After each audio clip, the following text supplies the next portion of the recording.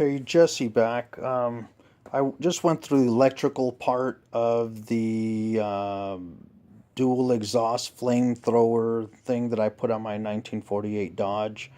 And so now I'm going to go through the propane part of it as far as what I figured out, as far as what's, again, working for me. I'm not liable, responsible for anything going on out there, but I did things pretty correctly, and I'll show you kind of what I did. So I went and tried to come up with different ways, drill out the nozzles and all this other kind of stuff for the propane coming out of there, and it was a big disaster, big waste of time. It was tough. Got different people involved with propane places and didn't have any idea what I was trying to accomplish or how to do it, really, to tell you the truth. So didn't reinvent the wheel, but I first thought that I was going to go ahead and use just a propane torch, okay?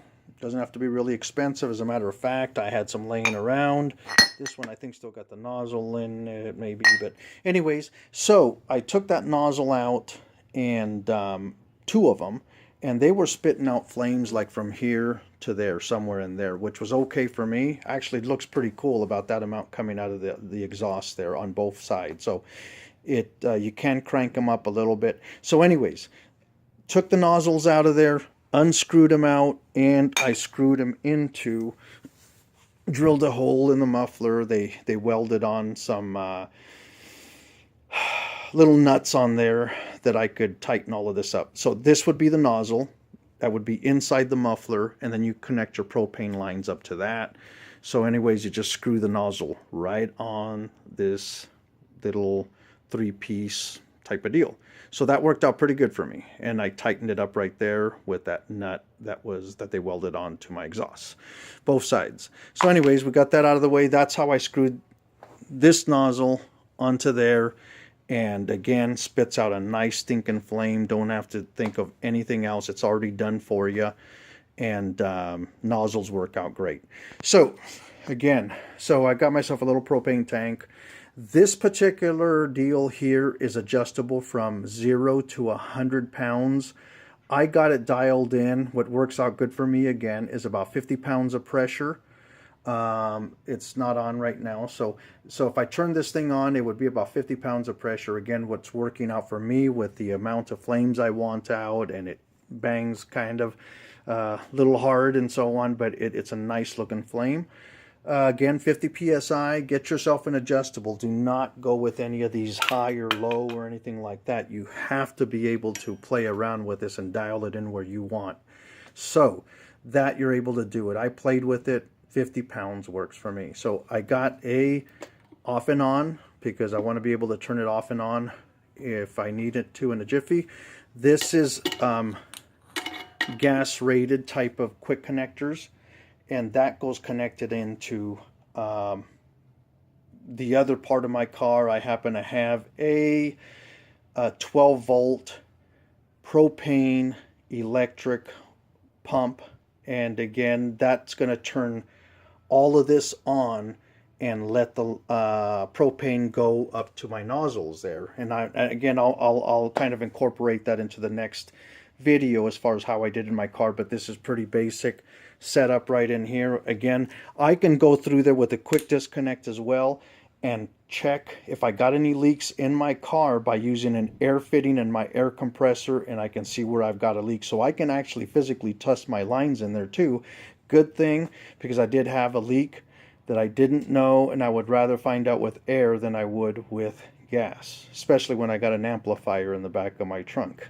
So anyways, make sure you kind of hook it up that way as far as being able to pressure test it in your car as well, please, if you're going to at least do that. Again, nothing special. Do not reinvent the wheel. Use these nozzles. Again, they're spitting out 18 to 24 inches pretty easily.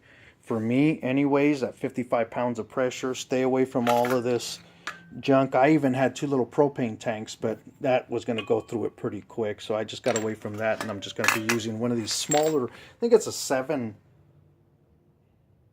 11 pound or something like that. It's a short little pancake one, so that one seems to be working out for me. I've got a little stand for it so it doesn't roll around. Make sure that you're using all right fittings too. they're not using compression, we're using flare and so on, and I've tried setting this up many different ways. Again, doesn't get any easier than the existing nozzles.